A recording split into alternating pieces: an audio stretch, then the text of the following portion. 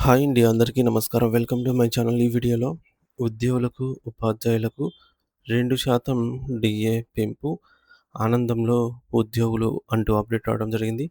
So, దీనికి సంబంధించినటువంటి పూర్తి సమాచారాన్ని వీడియోలో తెలుసుకుందాము. వీడియో అయితే ఎక్కడే గాని స్కిప్ చేయకుండా ఎండ్ వరకు చూసేయండి. అప్పుడు ఇన్ఫర్మేషన్ పూర్తిగా అర్థమవుతుంది. అలాగే వీడియో చూస్తున్న ప్రతి ఒక్కరు వీడియోకి లైక్ చేయండి ఫ్రెండ్స్. ఈ వీడియోని తోటి ఉద్యోగ, ఉపాధ్యాయ, పెన్షన్ మిత్రులతో అయితే షేర్ చేయండి. కొత్తగా మన ఛానల్ చూస్తున్న వారు ఇంకా ఎవరైనా సబ్స్క్రైబ్ చేసుకోకపోతే వెంటనే మన ఛానల్‌ని అయితే సబ్స్క్రైబ్ చేసుకోండి. సబ్స్క్రైబ్ చేసుకోవడం వల్ల నేను చేసే ప్రతి ఒక్క వీడియో మీ వరకు రీచ్ అవుతుంది.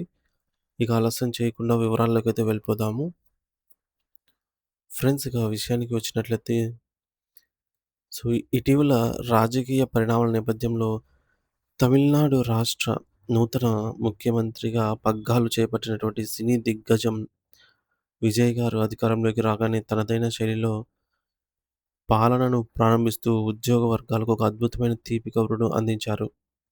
కేవలం వెండితెరపైనే కాకుండా నిజ జీవితంలో కూడా తను ప్రజల మనిషిని అని నిరూపించుకుంటూ రాష్ట్ర వ్యాప్తంగా ఉన్నటువంటి లక్షలాది మంది ప్రభుత్వ ఉద్యోగులు మరియు నిరంతరం విద్యా బోధనలో నిమగ్నమయ్యే ఉపాధ్యాయులకు అండగా నిలుస్తూ ఒక సంచలన నిర్ణయం తీసుకున్నారు. సో, ముఖ్యంగా ప్రభుత్వ యంత్రాంగాన్ని నడిపించే కీలక శక్తులైనటువంటి ఉపాధ్యాయులు మరియు ఇతర ప్రభుత్వ సిబ్బంది ప్రయోజనాలను దృష్టిలో ఉంచుకొని వారి జీవన ప్రమాణాలను మెరుగుపరిచే దిశగా వారి యొక్క కరువు భత్యం డీఏను మరొక 2% పెంచుతూ ముఖ్యమంత్రి గారు సాహసోపేతమైన సంతకం చేశారు. ఈ నిర్ణయం ద్వారా ప్రభుత్వ ఉద్యోగుల కుటుంబాల్లో కొత్తగా వెలుగులు నిండాయని చెప్పడంలో ఎటువంటి సందేహం లేదు.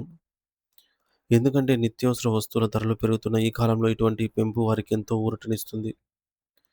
ముఖ్యమంత్రి విజయ్ గారు తీసుకున్నటువంటి ఈ యొక్క కీలక నిర్ణయాన్ని కేవలం అంతర్గత అంశాలకే పరిమితం చేయకుండా పారదర్శకతకు పెద్దపీట వేస్తూ తన ఎక్స్ అంటే ట్విట్టర్‌లో నేరుగా ప్రజలకు మరియు ఉద్యోగులకు తెలియజేశారు.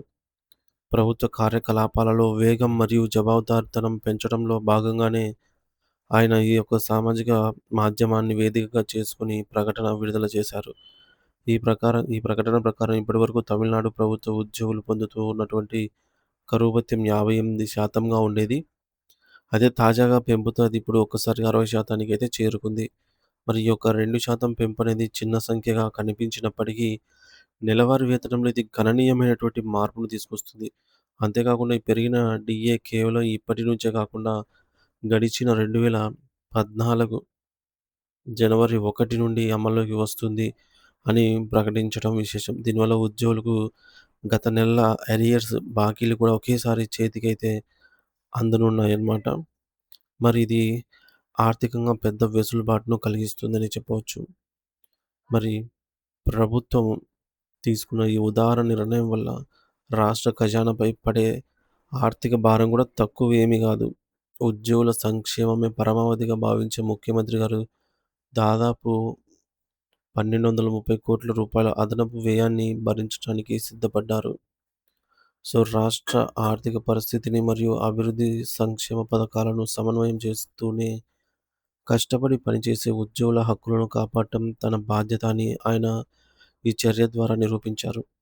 ఒకవైపు తమిళనాడులో ఉద్యోగులు ఈ పండుగ లాంటి వార్తలను జరుపుకుంటుంటే, మరోవైపు పొరుగు రాష్ట్రమైన తెలంగాణలో మాత్రం పరిస్థితి భిన్నంగా కనిపిస్తోంది. తెలంగాణలో పనిచేస్తున్నటువంటి ప్రభుత్వ ఉద్యోగులు, ఉపాధ్యాయులు మరియు రిటైర్డ్ పెన్షనర్లకు తమకు రావాల్సిన 5 డీఏల కోసం ఎంతో ఆసక్తిగా మరియు ఆవేదనతో ఎదురుచూస్తూ ఉన్నారు. అక్కడ కూడా ప్రభుత్వం తక్షణమే స్పందించి పెండింగ్‌లో ఉన్నటువంటి బకాయిలను విడుదల చేయాలని వారు డిమాండ్ చేస్తూ ఉన్నారు. మరి ఈ మేరకు తమిళనాడులో విజయ్ గారు తీసుకున్నటువంటి ఈ నిర్ణయం ఇప్పుడు తెలంగాణ ఉద్యోగ వర్గాల్లో, ఉద్యోగ సంఘాల్లో కొత్త ఆశలను రేకెత్తించడంతో పాటుగా అక్కడి ప్రభుత్వమే అక్కడి ప్రభుత్వంపై కూడా ఒత్తిడి పెంచుతుంది. మరి ఇటువంటి సానుకూల నిర్ణయాలు ఇతర రాష్ట్రాలకు కూడా ఆదర్శకంగా అయితే నిలవాలని అందరూ కోరుకుంటూ ఉన్నారు.